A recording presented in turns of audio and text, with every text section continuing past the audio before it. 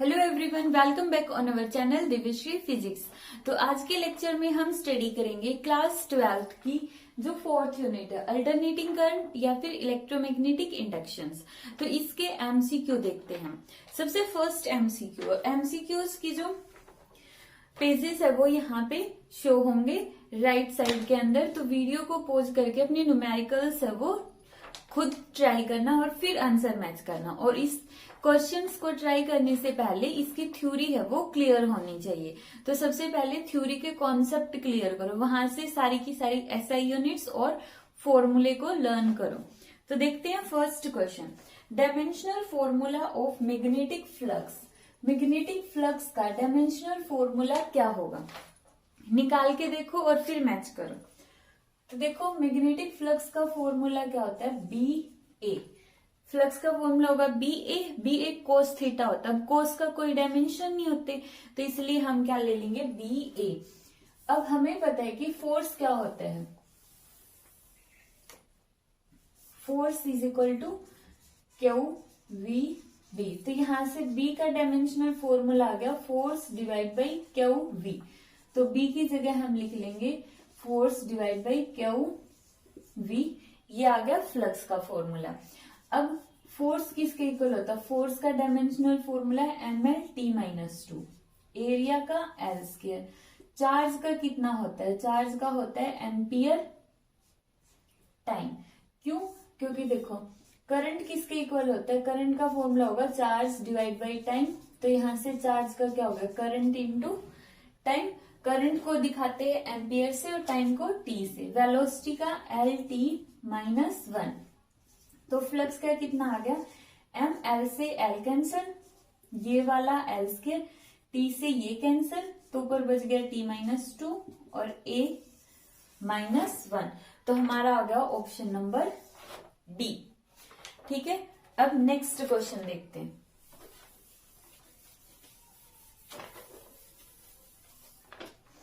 Next question है,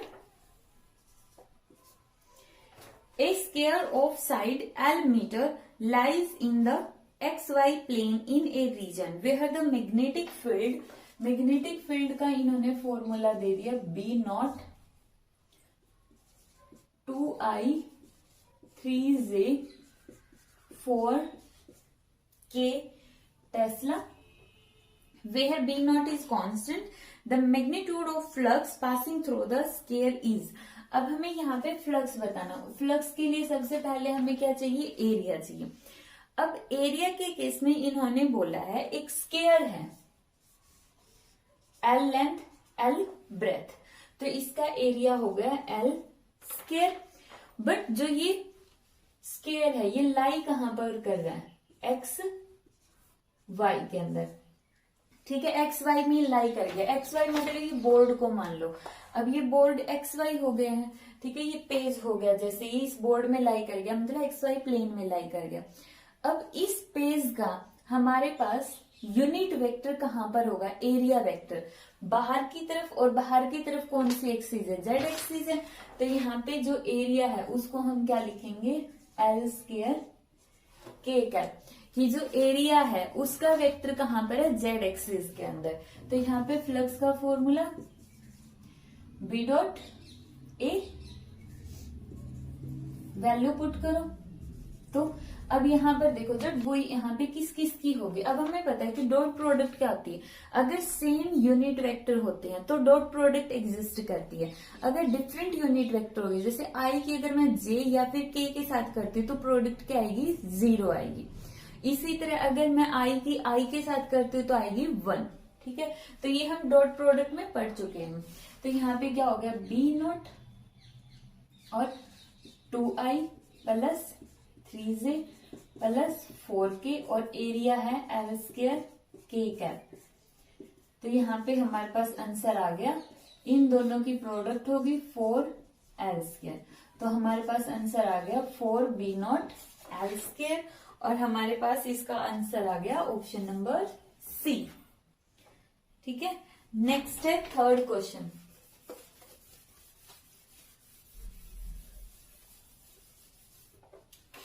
third question है हमारे पास, a circular disc of radius, radius कितनी दे दी 0.2 meter, 0.2 meter in a uniform magnetic field, B कितना दे दिया 1/पाई weber per meter square, in such a way that its axis make an angle of 60 degree, angle कितना दे दिया यहाँ पे 60 degree. The magnetic flux linked with the disc is, flux का फॉर्मूला क्या होगा, फ्लक्स का फॉर्मूला होता है B dot A means B A cos of theta. अब देखो बी की वैल्यू है 1/पाई, एरिया कितना होता है, डिस्क है सर्कुलर डिस्क है तो एरिया कितना होगा पाई आर स्क्वायर, एंगल कितना है थीटा का 60 डिग्री, पाई से पाई कैंसिल, तो फाई की वैल्यू आर स्क्वायर, आर कितना है 0.2 मीन्स 0.04, cos 60 की वैल्यू 1/2, तो फ्लक्स आ गया 0.02 वेपर, और हमारा आंसर आ गया इसमें ऑप्शन नंबर ए। ठीक है, next Lenz law correspond to law of conservation of, Lenz law होता है वो कौन से कंजर्वेशन लॉ पर डिपेंड करता है, हमारा कौन सा कंजर्वेशन लॉ को फॉलो करता है, law of conservation of energy means option number B. ठीक है, नेक्स्ट क्वेश्चन देखो, नेक्स्ट क्वेश्चन है फिफ्थ में इन्होंने बोल दिया the flux linked with a circuit is given by, flux का फॉर्मूला इन्होंने दे दिया है t² + 2, graph between the time and EMF will be, time है हमारा एक्स एक्सिस पर और ईएमएफ है वाई एक्सिस पर, ग्राफ बताना है। अब किस किस के बीच में बताना है हमें, टाइम और ईएमएफ के बीच में। अब हमारे पास तो क्या दिया, फ्लक्स दिया है तो ईएमएफ निकालो, ईएमएफ का फॉर्मूला क्या होता है फ्लक्स डिवाइड बाय टाइम, तो इसका डेरिवेटिव करो, सबसे पहले फ्लक्स की वैल्यू पुट करो t² + 2, डेरिवेटिव करेंगे तो -2t, तो यहाँ पे ईएमएफ है वो डायरेक्टली प्रोपोर्शनल टू किसके आ गया t के आ गया, तो EMF directly proportional to t, तो हमारा ग्राफ क्या होगा, एक स्ट्रेट लाइन होगी, तो straight line through the origin means option number A. ठीक है, अगर ये पूछते हैं ना कौन से इसके अंदर होगी, अब यहाँ पर देखो माइनस में है ना, तो t माइनस में कहाँ पर होता है, इस साइड में होगा -t, तो ये ग्राफ आ जाता है इस तरह से। ठीक है, नेक्स्ट है 6th क्वेश्चन,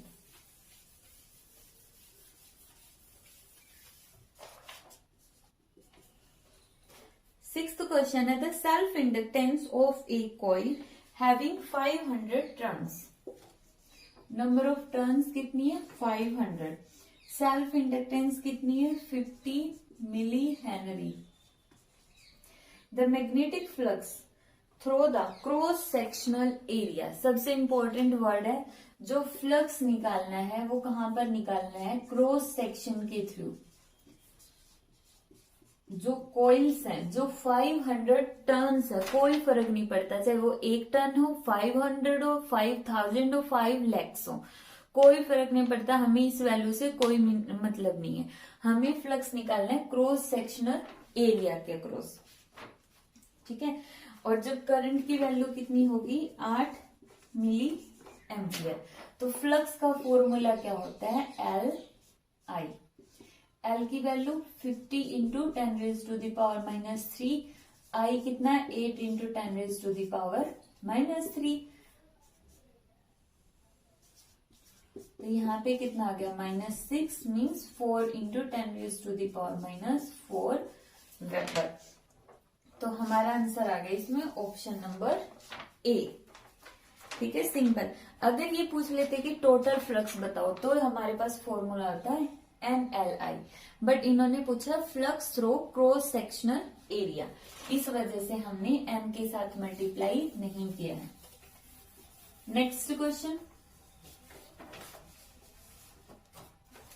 क्वेश्चन है if EMF induced in A coil is 2 volt, अगर EMF है 2 volt by changing the current I1 की वैल्यू 8 एम्पियर उसके बाद करंट हो गया I2 कितना है 6 एम्पियर, टाइम कितना है 2 into 10⁻³ second.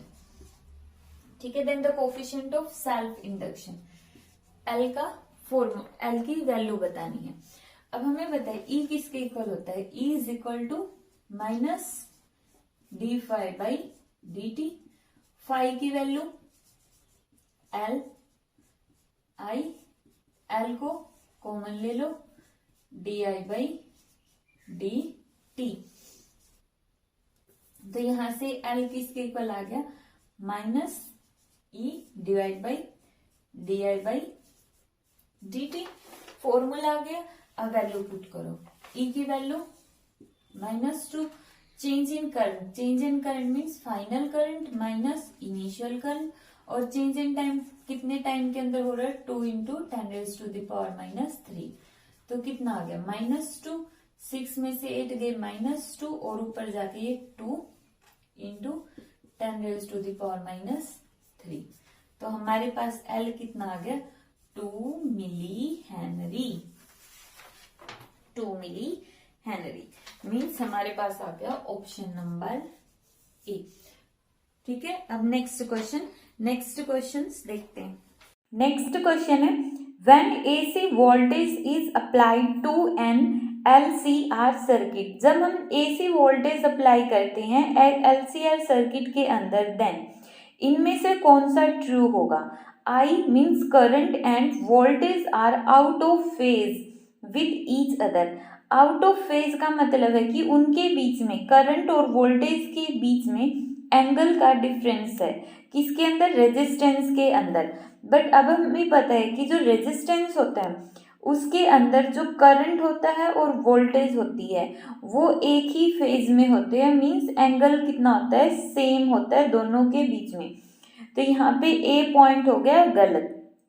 Second point, I and V are in phase in L, L के अंदर इन फेज होते हैं, within C they are out of phase, C के अंदर आउट ऑफ फेज होते हैं, ये भी पॉइंट गलत है। I and V are out of phase in both C and L, means जो करंट और वोल्टेज होती है दोनों के दोनों सी कैपेसिटर और इंडक्टर के अंदर आउट ऑफ फेज होती है, मीन्स इन दोनों के बीच में एक पर्टिकुलर एंगल होता है। अब कैपेसिटर के अंदर तो करंट लीड करता है और इंडक्टर के अंदर वोल्टेज लीड करती है, तो हमारा आंसर क्या आ जाएगा, option number C. Next question है, इन LCR सीरीज सर्किट, एक LCR सीरीज सर्किट के अंदर the potential difference between the terminal of inductance is 60 volt. अब यहाँ पर जो इंडक्टेंस है किसके अक्रॉस, VL के अक्रॉस, इंडक्टेंस के अक्रॉस जो पोटेंशियल डिफरेंस है वो है 60 volt. Between the terminal of capacitor, capacitor के अंदर यहाँ पे कितना है 30 volt, and the across resistance is, resistance के अक्रॉस वोल्टेज कितनी है, यहाँ पे रेजिस्टेंस के अक्रॉस है 40 volt. Then supply voltage will be, तो हमें निकालनी है सप्लाई वोल्टेज। अब सप्लाई वोल्टेज को हम कैसे निकालेंगे, देखो हमारे पास सप्लाई वोल्टेज किसके इक्वल होती है, supply voltage is equal to VR का square plus VL minus VC का होल स्क्वायर। अब इसके अंदर हमें सारी की सारी वैल्यू पुट करनी है। सबसे पहले VR मीन्स 40 का स्क्वायर, 40 का स्क्वायर प्लस VL कितना है 60 माइनस VC कितना है 30, तो यहाँ पे 30 का होल स्क्वायर। और जब हम इसको सॉल्व करेंगे तो हमारे पास आंसर आएगा 50 वोल्ट। तो यहाँ पे हमारा आंसर क्या आ गया 50 volt, option number first. Next question है, in an LCR series circuit connected to a source of EMF E is at resonance, then अगर हमें रेजोनेंस कंडीशन दी हुई है, रेजोनेंस दिया, रेजोनेंस की कंडीशन क्या होती है, रेजोनेंस की कंडीशन होती है कि XL is equal to XC, ठीक है। और सीरीज के अंदर अगर दोनों का रेजिस्टेंस सेम है, सीरीज में करंट सेम होता ही है, तो इसका मतलब दोनों के अंदर वोल्टेज भी क्या हो गई, सेम हो गई। तो अब हमें बताना कि इनमें से कौन सा ट्रू होगा। तो सबसे फर्स्ट ऑप्शन क्या है इसके अंदर हमारा, वोल्टेज अक्रॉस आर इज 0। तो ये तो गलत हो गया कि आर के क्रॉस वोल्टेज 0 क्यों होगी, क्योंकि आर भी है और आई भी है, तो 0 तो हो नहीं सकती। Next, voltage across R equals applied voltage, means जितनी अप्लाइड वोल्टेज है, जितना हम सर्किट में वोल्टेज अप्लाई कर रहे हैं, वो सारी की सारी किसके इक्वल होगी, जितनी आर के अंदर वोल्टेज ड्रॉप हो रही है। ठीक है, अब ये पॉइंट सही है, क्यों, क्योंकि इन्होंने दिया है रेजोनेंस, रेजोनेंस में V L is equal to V C हो गया। और हमें पता है कि यहाँ पे ये दोनों क्या होते हैं, माइनस में होते हैं, मीन्स दोनों के अंदर 90 डिग्री का फेज डिफरेंस होता है, एक यहाँ पर होगा और दूसरा इसके 90 डिग्री के ऊपर होगा। तो दोनों के अंदर ही क्या होता है, जैसे हम लेते हैं इंडक्टर, इंडक्टर के अंदर होता है इस तरह से वोल्टेज, ये करंट और ये वोल्टेज, कैपेसिटर के अंदर ये करंट और ये हो गई नीचे की तरफ वोल्टेज। तो दोनों ही एक दूसरे को कैंसल आउट कर देंगे, जिसकी वजह से हमारे पास आंसर बच गया voltage across R equals to applied voltage. Next, a sinusoidal voltage of peak value, sinusoidal voltage है, पीक वैल्यू कितनी दे दी, ई नॉट कितनी है 300 वोल्ट, ओमेगा कितना दे दिया इन्होंने फिर 400, is applied to series LCR circuit in which R दिया है, एल दिया है, सी दिया है, पीक करंट निकालना है। ठीक है, अब करंट का फॉर्मूला क्या होगा, हमारे पास करंट का फॉर्मूला क्या होता है, वोल्टेज मीन्स पीक वोल्टेज हो गई हमारे पास E naught divide by resistance, resistance तीनों का लेना पड़ेगा क्योंकि एलसीआर सर्किट है, तो रेजिस्टेंस किसके इक्वल हो गया, जेड के इक्वल। अब यहाँ पर देखो हमारे पास ई नोट की वैल्यू तो हमें मिल गई, ठीक है, अब ई नोट की मिल गई, निकालनी है जेड की, जेड की वैल्यू हमारे पास क्या होती है, देखो Z is equal to under root R square plus X L minus X C का स्क्वायर। अब एक्स एल किसके इक्वल होता है, X L is equal to, हम इसको आगे सॉल्व कर लेते हैं। सबसे पहले X L is equal to omega L, omega की वैल्यू दे दी इन्होंने यहाँ पे दे दी 400, और यहाँ पे और किसकी वैल्यू दे दी है, यहाँ पे वैल्यू दे दी है एल की 20, मिली दिया है, मिली मीन्स 10⁻³ तो यहाँ से हमने एक्स एल निकाल लिया, फिर हम निकालेंगे एक्स सी किसके इक्वल होगा 1/ω⁻c। अब यहाँ पे आ गया 1/ω⁻c, तो c की वैल्यू भी हम पुट कर देंगे, c की वैल्यू कितनी होगी, ओमेगा है 400 और c कितना है 625, माइक्रो का मतलब ऊपर जाके पावर हो गई +6।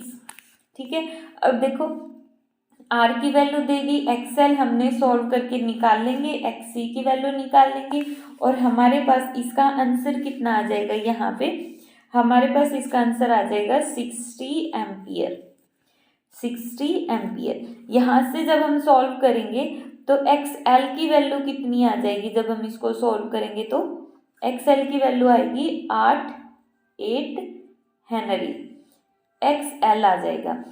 और यहाँ पे हमारे पास एक्स सी कितना आएगा, एक्स सी की वैल्यू आएगी 4 फैराड। ठीक है, एक्स सी कितना आ जाएगा हमारे पास यहाँ पे 4, और रेजिस्टेंस, ये रेजिस्टेंस ओम में होती है, यहाँ पे भी ओम में आएगा, तो X L is equal to 8। ठीक है, एक्स एल तो हो गया 8 और एक्स सी कितना हो गया 4 और आर 3 है ही, तो हमारे पास z कितना आ गया, देखो r का square 9 plus X L minus X C 4 का स्क्वायर 16, तो √25 और हमारे पास आ गया 5। ठीक है, z की वैल्यू आ गई 5। अब देखो हमें निकालना था पीक करंट, करंट का फॉर्मूला क्या होता है, वोल्टेज 300 और ये कितना आया है 5, तो आंसर कितना आ गया 60 एम्पियर। ठीक है, नेक्स्ट क्वेश्चन है, in an LCR circuit if impedance is, बहुत ही इजी सा क्वेश्चन है, अगर जो इम्पीडेंस है Z is √2 times the resistance. Resistance के √2 टाइम्स है, तो फेज डिफरेंस फाइंड आउट करो। अब हमें फॉर्मूला पता है कि पावर फैक्टर जो क्या होता है कोस फाइव किसके इक्वल होता है R/Z। अब R को एज इट इज रखो, Z की जगह हम पुट करेंगे √2R। R से R कैंसल, तो यहाँ पे कोस फाइव किसके इक्वल आ गया 1/√2। तो यहाँ पे 1/√2 और फाइव की वैल्यू कितनी रखे कि कोस फाइव आ जाए 1/√2 45। तो एंगल कितना होगा यहाँ पे, एंगल होगा 45 डिग्री। नेक्स्ट क्वेश्चन है, नेक्स्ट क्वेश्चन भी बहुत इजी सा है। इसके अंदर हम क्या करेंगे,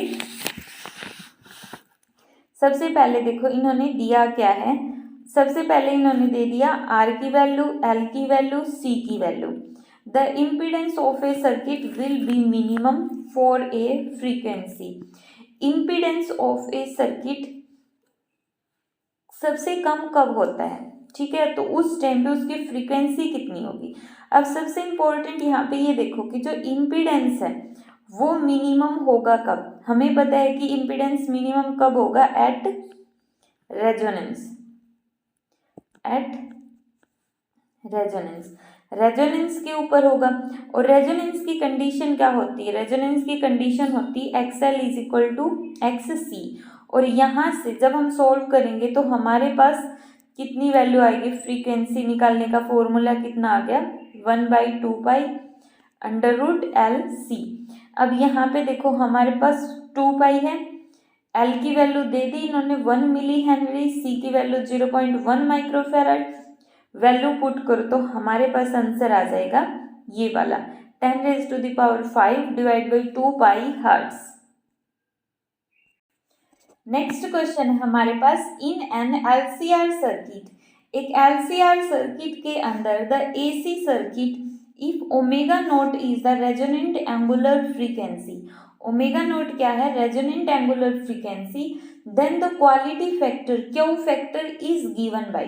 तो क्वालिटी फैक्टर का फॉर्मूला क्या होता है 1/R√L/C।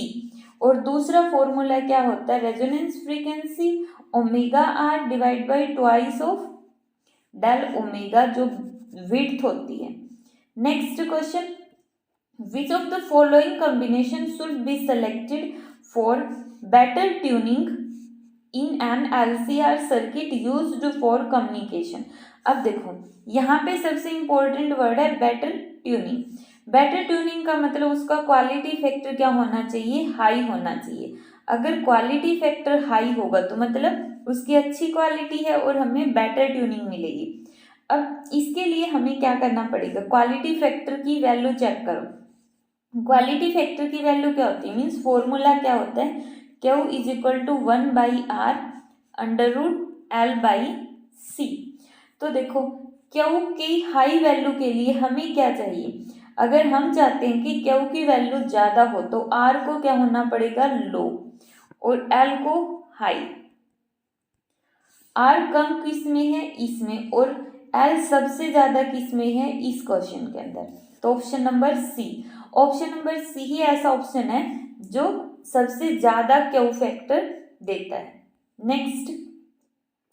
Next in an AC circuit of EMF E and the current is given by. EMF दे दिया और करंट दे दिया और एवरेज पावर निकालनी है। पावर का फॉर्मूला क्या होता है, effective value of voltage, effective value of current multiply by power factor, ठीक है। अब यहाँ पे देखो ऑप्शन में तो कोई भी मैच नहीं कर रहा। अब यहाँ पे फाई कितना एंगल, फाई ही है। यहाँ पे एंगल ω/t है, यहाँ पे ω/t - फाई है, तो दोनों एंगल्स का डिफरेंस कितना है, फाई। तो यहाँ पे हम क्या करेंगे, वर्चुअल वैल्यू को हम लिख सकते हैं E0/√2 और IV को भी I0/√2 और cos phi as it is. अब यहाँ पे कितना आ गया, E0 I0 और √2 की √2 के साथ करेंगे तो 2 आ गया। तो हमारा आंसर कितना आ गया, यहाँ पे हमारा आंसर आ गया दिस टर्म ये वाली वैल्यू कहाँ से आ गई कि ऊपर कितना था ई नॉट और नीचे कितना था √2, यहाँ पे था I naught divide by √2 cos of 5, यही थी पावर की वैल्यू। तो ई नॉट आई नॉट और √2 की √2 के साथ करेंगे तो 2 और cos 5 as it is. Next question है इफ, इंपॉर्टेंट क्वेश्चन है ये, if 110 Vrms is applied across a series circuit having resistance this much, impedance means Z की वैल्यू दे दी और रेजिस्टेंस R की वैल्यू दे दी। तो यहाँ पर हमें क्या निकालना है, पावर कंज्यूम्ड निकालनी है। तो पावर कंज्यूम्ड को हम कैसे निकालेंगे, देखो बहुत ही इजी सा फॉर्मूला होता है हमारे पास। पावर का फॉर्मूला क्या होता है, Vrms I RMS और cos ऑफ 5।